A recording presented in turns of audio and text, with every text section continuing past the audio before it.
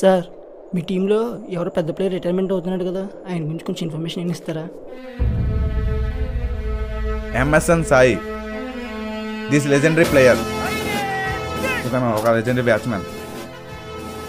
ఈనాడే 150 మ్యాచ్ల్లో 149 డెక్అవుట్లు.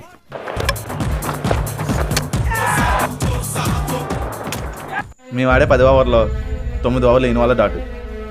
10 ఓవర్లు ఆడి 4 రన్స్ కొట్టిన ఏకైక ప్లేయర్ ఈయన.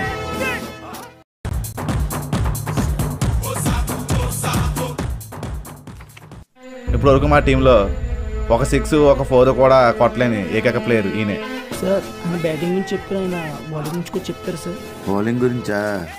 ఈయన ఒక ఫాస్ట్ బౌలర్. ఈయన వేసే హైయెస్ట్ స్పీడ్ 60-65.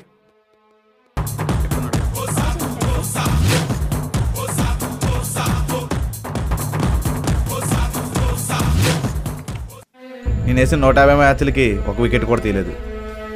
ఈ రికార్డు ఈయనకి మాత్రమే చెందింది.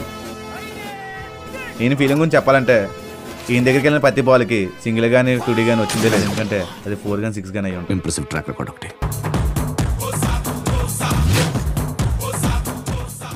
ఈయన హిస్టరీలో ఈయన ఆడిన అన్ని మ్యాచ్లకే ఒక క్యాచ్ ఎట్టిన హిస్టరీ కూడా లేదు.